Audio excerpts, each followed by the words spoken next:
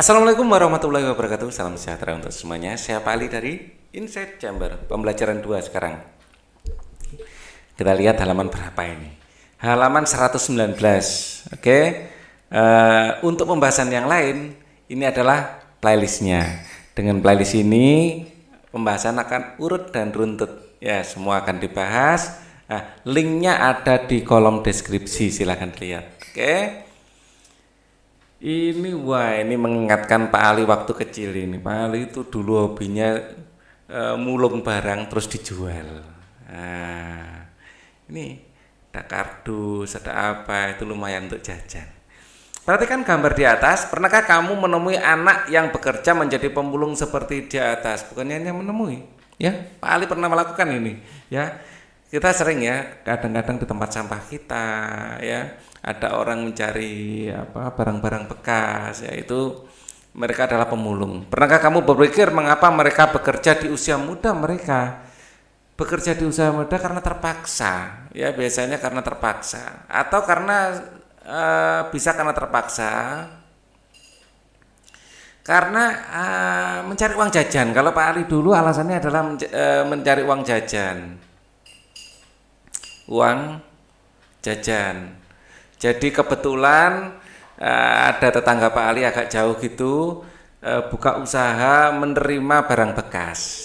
Ya, pertama ngumpulin barang bekas yang ada di rumah, habis itu di sekitar rumah juga dikumpulin untuk dijual. Itu kegiatan yang menyenangkan waktu itu.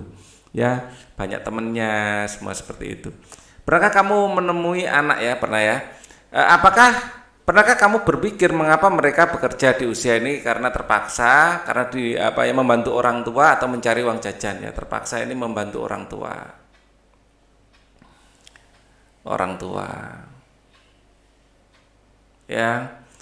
Apakah yang dilakukan mereka? Mencari sampah yang masih bisa dijual, mencari sampah yang bisa dijual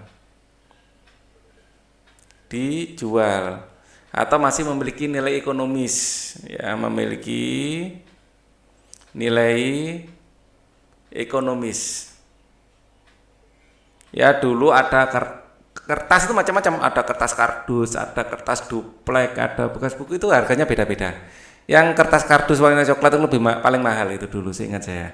Ya. Terus kemudian yang paling mahal itu plat aluminium, plat nomor mobil itu, plat nomor motor atau mobil itu paling mahal. Ditimbangnya harganya itu. Apakah peran mereka di masyarakat? Perannya adalah ini. Setelah saya tanya pengepulnya, ternyata itu akan didaur ulang, ya, membantu proses daur ulang,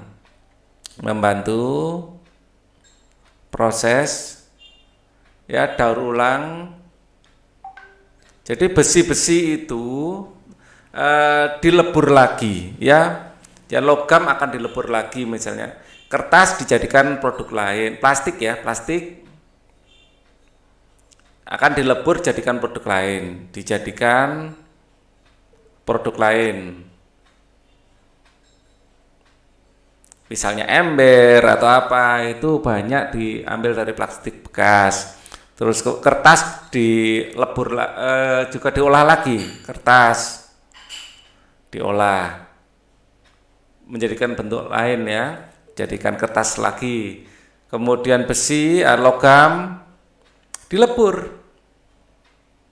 Nah, setelah Pak Ali dewasa baru tahu ternyata di daerah Surabaya atau Sidoarjo ada perusahaan peleburan logam yang menerima besi-besi bekas, PT Ispatindo itu di Krian. Kalau yang tahu Surabaya, Sidoarjo gitu, tahu itu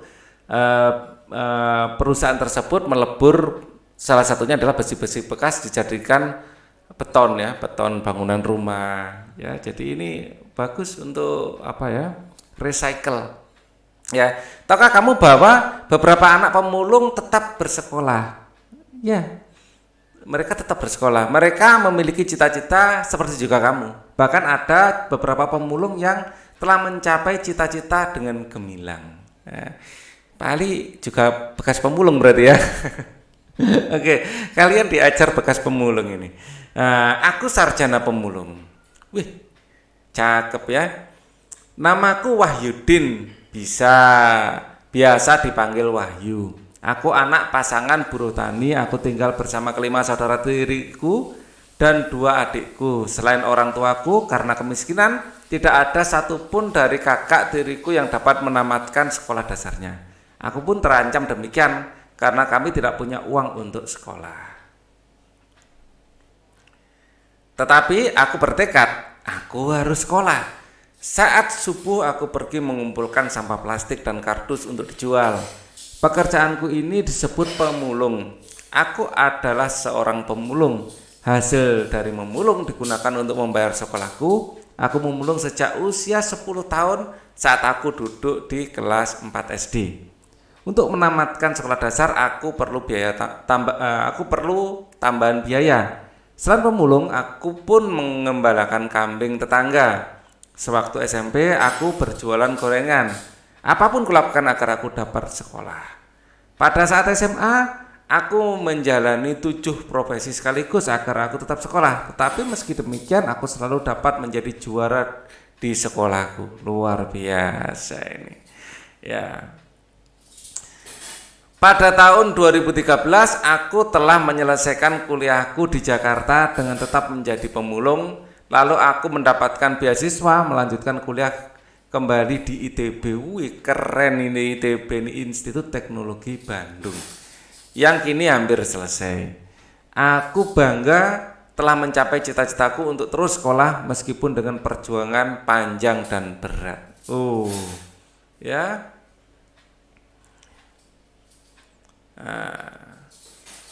Halangan yang dihadapi. Cita-cita Wahyudin, kita lihat. Ya, Wahyudin ini pemulung yang luar biasa. Kalau ini pemulung karena pekerjaan ya, beda dengan Pak Ali karena nyari uang tambahan ya. Pak Ali juga pernah melihara kambing ya. Karena Pak Ali memang dilahirkan di desa. Nah, ini cita-citanya ini apa ini? Kita lihat cita-citanya. Nah, ingin terus kuliah ya. Ini. Tetapi aku bertekad aku harus sekolah, ya. Cita-citanya melanjutkan pendidikan sampai sarjana. Wih, ini Mas Wahyudin sekarang pasti sudah lulus ya. Cita-cita Wahyudin adalah melanjutkan sekolah sampai sarjana.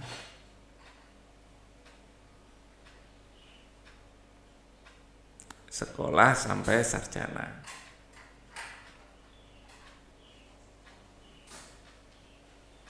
Sarjana. Halangan yang dihadapi adalah masalah ekonomi.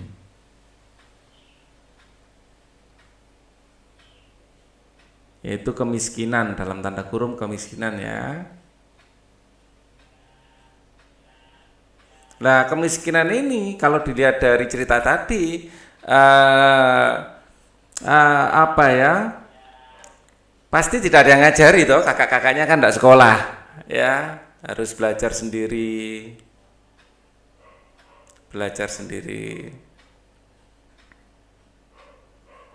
Kalau dulu Pak Ali masih ada yang tanyai kakak-kakak Pak Ali sekolah, jadi kalau ada PR ada apa bisa tanya. Kalau Mas Wahyudin ini wah enggak bisa. Saudara-saudaranya itu banyak yang enggak sekolah, ya, jadi belajarnya harus sendiri dan mandiri. Sikap yang dimiliki memiliki cita-cita tinggi. Cita-cita tinggi.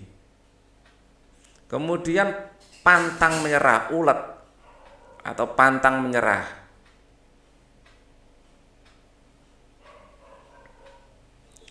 Percaya diri. Ya, kadang-kadang orang itu karena kemiskinan akan minder. Beda dengan Mas Wahyudin. Walaupun yang dimakan dan untuk bayar sekolah harus nyari sendiri setiap pagi memulung plastik dan kertas-kertas berkas, percaya dirinya ya, dia selalu juara. Usaha yang dilakukan adalah menjadi pemulung untuk biaya hidup dan sekolah. Bahkan sampai kuliah pun masih memulung. Luar biasa. Luar biasa. Ya, mungkin di awal-awal menjadi pemulung ya, tapi setelah kuliah sudah banyak pekerjaan yang bisa dikerjakan. Ya, jadi saat kuliah pun sudah banyak job-joban istilahnya ya. Sudah banyak pekerjaan. Pak Ali dulu juga menerima banyak pekerjaan waktu kuliah, paling tidak membantu mengetik, mentranslate, ya itu bisa dilakukan, atau memberi les privat. Itu kalau kuliah, itu bisa dilakukan sudah. Jadi mungkin di awal-awal masih jadi pemulung, habis itu wah banyak sekali. Ya, mendesain, mengerjakan animasi, banyak. Ya. Apa saja prestasi yang diraih Wahyudin karena usaha dan kerja kerasnya? Yang pertama jelas sesuai dengan cita-citanya, berhasil kuliah di ITB. Ini bukan kampus yang mudah untuk didapatkan. Berhasil kuliah di ITB. Presiden Soekarno juga kuliah di ITB ini. Ya. Bapak Habibie juga kuliah di ITB ini. Ya, jadi ini adalah kampus yang cukup tua, didirikan sejak zaman Belanda. Dulu kampus ini hanya orang Belanda yang bisa kuliah di sana. Ya, Pak Soekarno bisa, Presiden Soekarno ya bisa kuliah di sana karena memang keturunan dari bangsawan. Ya, berhasil kuliah di ITB. Kemudian dengan keterbatasan ekonomi ini yang secara umum ya, dengan keterbatasan ekonomi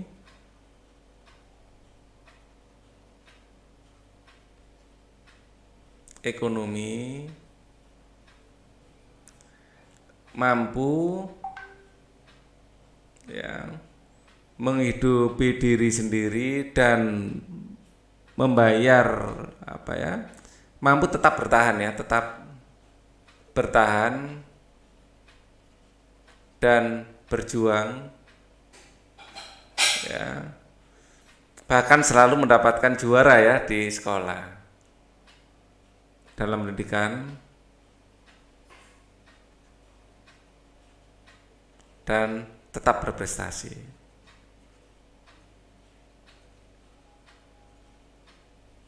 Ya, berprestasi.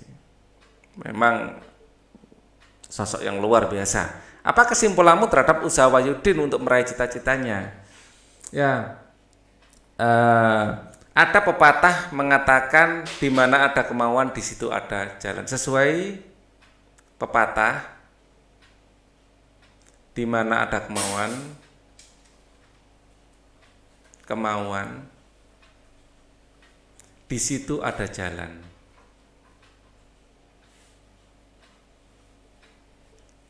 Ya, there is a will, there is a way. Itu dalam bahasa Inggris. Ya.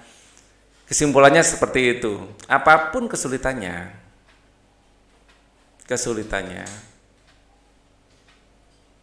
dengan usaha keras dan doa ya, serta restu orang tua ya. Nah, ini kita bisa meraih mimpi kita. Ya. Dengan usaha dan doa kita bisa meraih mimpi kita. Selalu ada cara, selalu ada jalan keluar asal kita mau mencarinya. Bacalah puisi berikut dalam hati. Nah, ini kita baca ya. Sahabatku seorang pemulung, ciptaan De Caritas. Tangan-tangan kecilmu begitu lincah, mengais dan memilah sampah rumah. Kamu mencari plastik, bahkan kertas dan kardus. Berbekal karung dan tongkat kecil, kamu mencari dan menemukan barang-barang yang telah dibuang pemiliknya untuk ditukarkan kepada pengepul. Aku mengagumimu sahabatku. Kamu tidak pernah menyerah. Kamu tidak pernah mengeluh. Kamu selalu bersemangat. Semoga kamu dapat mencapai cita-citamu. Seperti aku pun berjuang untuk itu. Mari kita saling mendukung untuk menjadi yang kita mau. Memang Dekaritas ini ahli bikin puisi. Puisinya keren-keren ya. Nah, baca puisi sahabatku seorang pemulung dalam hati, tentukan tanda jeda untuk menentukan waktu berhenti, lama berhenti sejenak. Mari kita kasih tanda jeda ya sekarang. Sahabatku seorang pemulung, atau kita baca dulu ini ya. Bacakan puisimu dengan teman sebangkumu, mintalah temanmu untuk menyimak cara membacamu dengan menempatkan tanda jeda yang sesuai. Diskusikan pendapat kalian, lakukan secara bergantian. Bacakan puisi tersebut di depan kelas dengan lafal yang jelas dan jeda yang sesuai. Tangan-tangan kecilmu begitu lincah mengais dan memilah sampah rumah. Ini dikasih jeda 2 cocok ini. Kamu mencari plastik, bahkan kertas dan kardus. Ini 1 aja. Ini 3. Tangan-tangan kecilmu begitu lincah mengais dan memilah sampah rumah. Oh, ini 1 saja ya. Lebih enak 1. Tangan-tangan kecilmu begitu lincah mengais dan memilah sampah rumah. Ini baru 2. Kamu mencari plastik, bahkan kertas dan kardus. Ini 3. Berbekal karung dan tongkat kecil, kamu mencari dan menemukan barang-barang yang telah dibuang pemiliknya untuk ditukar kepada pengepul. Aku mengagumimu, sahabatku. Kurang enak ya. Aku mengagumimu, sahabatku. Asik dikasih koma. Asik kasih ini. Aku mengagumimu, sahabatku. Kamu tidak pernah menyerah. Kamu tidak pernah mengeluh. Kamu selalu bersemangat. Semoga kamu dapat mencapai cita-citamu. Seperti aku pun berjuang untuk itu. Mari kita saling mendukung. Ini 2 untuk menjadi yang kita mau. Oke, seperti itu enak ya. Kita lanjutkan. Banyak usaha yang telah dilakukan untuk memanfaatkan barang bekas atau tidak terpakai di lingkungan sekitar. Salah satunya dengan mendaur ulang barang bekas pakai yang berasal dari rumah untuk membuat karya seni rupa. Membuat karya seni rupa dengan mengurangkan barang bekas adalah hal paling mudah untuk dilakukan. Kali ini kamu membuat karya kolase dengan menggunakan barang kertas koran bekas. Tahukah kamu tentang kolase? Kolase adalah teknik untuk membuat karya seni 2 dimensi dengan cara memotong dan menempel. Bahan yang digunakan terdiri atas bahan seperti kertas, kain, kaca, logam, kayu, dan lainnya ditempelkan pada permukaan gambar. Yang dibutuhkan adalah selembar kertas, bisa kertas karton atau kertas gambar, lem, gunting, koran bekas, dan gambar. Langkah-langkah membuat kolase sebagai berikut. Siapkan gambar pola pada selembar kertas, buatlah potongan-potongan bahan, koran bekas, kardus, plastik, tempelkan potongan tersebut ke permukaan gambar yang telah disediakan. Keren loh ya, kolase seperti ini. Loh, jadilah bis sekolah dari kolase. Tahukah kamu bahwa sampah telah menjadi masalah lingkungan yang semakin sulit diatasi? Sampah plastik telah menutupi beberapa samudra yang mengakibatkan kerusakan lingkungan yang serius. Banyak hewan mati karena memakan sampah plastik. Salah satu cara yang dilakukan masyarakat kini adalah dengan menggalakkan gerakan daur ulang sampah plastik. Tujuan mendaur ulang sampah plastik untuk memperpanjang usia pemakaian barang sehingga mereka tidak perlu membeli untuk sementara waktu.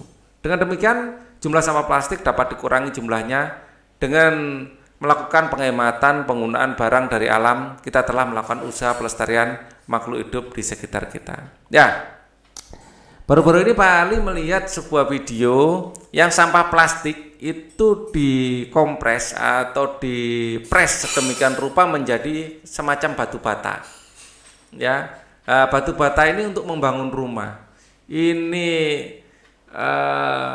merupakan salah satu solusi Ya ini dari sampah plastik, dari sampah plastik. Bekas-bekas botol-botol bekas minuman soft drink apa itu.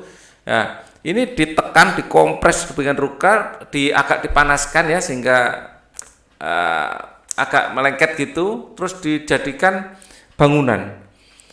Lebih kuat, lebih ringan dan lebih tahan tahan apa ya, tahan banyak hal ya, tidak lebih tahan terhadap serangga, jadi tidak dimakan rayap atau apa. Ini bahan yang bagus, ini salah satu solusi. Bahkan sudah ada industri besar yang melakukan ini. Kalian bisa ngecek di ini ya, di YouTube, ketik saja mungkin batu bata dari kertas, dari plastik gitu, dari plastik bekas gitu ada. Dan ini adalah salah satu solusi untuk mengatasi atau memanfaatkan plastik bekas. Ada juga beberapa negara yang menggunakan kertas bekas untuk pengerasan jalan. Nah, jadi banyak sekali manfaat yang bisa digunakan, asal satu, kita membuang sampahnya itu dengan cara memilah sampah plastik dengan sampah organik, anorganik dengan organik, sehingga prosesnya akan menjadi lebih mudah. Ya, jadi kita harus membiasakan diri untuk itu. Tujuan mendaur ulang sampah plastik untuk memperpanjang usia pemakaian barang sehingga tidak perlu memakai sementara waktu. Bahkan ini bisa lama ini, ya. Usianya lebih panjang dari manusia, ini bisa diturunkan ke anak cucu ini, rumah dengan bahan ini. Dan demikian jumlah sampah dapat dikurangi jumlahnya dengan melakukan penghematan penggunaan barang dari alam. Kita telah melakukan usaha pelestarian makhluk hidup di sekitar kita. Ya, sambil melestarikan alam, kita dapat banyak manfaat dari situ. Di Indonesia ada beberapa penelitian mengubah sampah plastik bekas menjadi bahan bakar minyak. Ada juga itu. Karena bahannya sama dulunya dari minyak bumi, plastik juga. Keanekaragaman makhluk hidup telah memberikan manfaat bagi kehidupan manusia atau makhluk hidup lainnya. Sepantasnya manusia berusaha bertindak dan memelihara, mengembangkan, menjaga keanekaragaman makhluk hidup sebagai sumber daya alam hayati agar senantiasa memperoleh manfaatnya. Ya, jadi asal ada keinginan, di situ ada jalan. Masyarakat dunia sekarang harus segera bertindak melestarikan keanekaragaman makhluk hidup. Ya, dampak buruk yang diakibatkan kepunahan makhluk hidup telah merugikan bagi manusia itu sendiri. Di Indonesia banyak jenis hewan dan tumbuhan asli Indonesia berada di ambang kepunahan, bahkan beberapa sudah punah, seperti harimau Jawa sudah punah. Sudah kita nggak akan bertemu lagi. Burung dodo itu bukan dari Indonesia ya, itu juga sudah punah. Ya, harimau Sumatera hampir ini terancam punah. Badak bercula satu di Jawa juga terancam punah. Ya, jadi itu harus kita lestarikan. Pelestarian makhluk hidup dapat dilakukan melalui cara-cara diantaranya. Ya, upaya pelestarian tumbuh-tumbuhan. Ya, ini yang tumbuh-tumbuhan, upaya yang dilakukan sebagai berikut. 1. Kebun koleksi. Biasanya untuk mempertahankan tumbuhan bibit unggul, contoh kebun kelapa di Bone-Bone, kebun mangga di Pasuruan. Kemudian plasma nutfah merupakan perkembangan kebun koleksi, contoh kebun plasma nutfah di Cibinong, Lipi dengan buah-buahan inti, ya, talas dan suwek. Suwek ini kita nama lainnya adalah porang. Ya, sekarang lagi ngehit ini. Banyak diekspor. Kebun botani didirikan pada tahun 1817 di Bogor, terkenal dengan nama Kebun Raya Bogor. Bahkan dibangunnya sejak Indonesia belum ada ini. Lebih tua Kebun Raya Bogor daripada Indonesia itu sendiri. Ya. Upaya pelestarian hewan. Upaya yang dilakukan sebagai berikut: menangkar hewan langka dengan cara mengisolasi hewan tersebut. Ya, menangkarkan hewan langka. Ya, menangkarkan itu mengembangbiakan. Mengambil telur-telur hewan untuk dibantu penetasannya. Ini banyak dilakukan ya untuk konservasi penyu hijau, ya. Memindahkan hewan langka ke tempat yang lebih cocok. Ya, jadi mungkin misalnya kayak badak di Jawa di ujung kulon itu sudah nggak cocok karena pembangunan terlalu dekat dengan kota. Mungkin dipindah di tempat lain yang lingkungannya sesuai. Ya, badak suka tempat yang berair, ya. Mungkin di mana yang masih sepi gitu ya. masih wilayahnya masih luas seperti Kalimantan, Sulawesi atau Papua itu kan masih sangat luas. Membuat undang-undang perburuan. Nah, ini penting. Ya. Jadi perburuan liar ini sudah masuk ranah pidana. Kita harus ada undang-undangnya. Menindak tegas para pelanggar dengan memberikan sanksi hukum sesuai hukum yang berlaku. Jadi ini harus dilakukan dan ini harus mendapatkan perhatian yang serius dari semua pihak. Ya. Berdasarkan bacaan di atas, dengan menggunakan berbagai sumber informasi, lakukan kegiatan berikut. Bersama dengan teman sekelompokmu, carilah informasi sebanyak-banyaknya tentang usaha pelestarian makhluk hidup. Ya. Carilah informasi apakah ada pelestarian makhluk hidup baik hewan maupun tumbuhan yang ada di sekitarmu. Kalau di Surabaya, ya yang di sini sempat terancam itu adalah hutan bakau. Sekarang kembali menghijau ya di bibir pantai. Dan di situ dijadikan tempat untuk wisata juga, konsep ekowisata. Jadi burung-burung migrasi dari Australia itu mampir ke sini dulu. Ya. Nah, ini kalau hutan bakaunya tidak ada, terus mampirnya di mana nanti? Bisa siklus hidupnya bisa kacau nanti. Cari tahu kegiatan pelestarian apa saja yang dapat dilakukan, jenis hewan dan tumbuhan yang dilestarikan, cara melestarikan dan kapan didirikan. Ya. Ini cari di internet ya. Presentasikan hasil pekerjaanmu dalam bentuk poster, presentasikan hasilnya di depan kelas. Oke, ayo renungkan, sebutkan hal paling menarik bagimu pada kegiatan belajar hari ini. Sebutkan peran para pemulung untuk pelestarian lingkungan.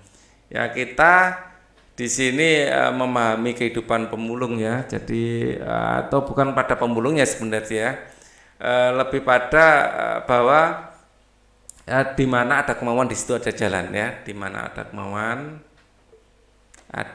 kemauan, di situ ada jalan. Jangan sampai status kita pemulung, ekonomi yang kurang ini menjadi alasan untuk tidak berprestasi. Jangan sampai. Sebutkan peran para pemulung untuk pelestarian lingkungan. Perannya adalah membantu proses daur ulang,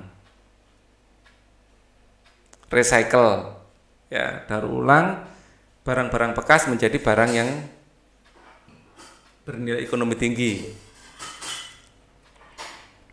Bekas menjadi barang ya yang bernilai ekonomis tinggi. Yang bernilai ekonomis tinggi. Ya, tali rafia itu pengusaha pembuat tali rafia itu tidak membeli biji plastik yang mahal itu enggak. Banyak itu iya dibeli, tapi banyak dicampur sama plastik-plastik yang berhasil dikumpulkan oleh pemulung. Ya, nah, ini perajin ember, ya, itu kadang-kadang beli tidak seluruhnya biji plastik yang dilebur, tetapi juga barang-barang bekas. Buatlah sebuah kolase bersama anggota keluarga di rumah dengan menggunakan berbagai barang bekas di rumah seperti koran, majalah, atau kain, atau mungkin plastik ya. Ya, tutupnya galon itu kan bisa digunting kecil-kecil jadikan kolase. Ya, ada warna putih, ada warna biru ya, ada warna hijau. Oke. Ada orange juga ya, itu kan sudah macam-macam warnanya. Kita akan belajar pembelajaran 3 di video berikutnya. Thank you for watching. Wassalamualaikum warahmatullahi wabarakatuh.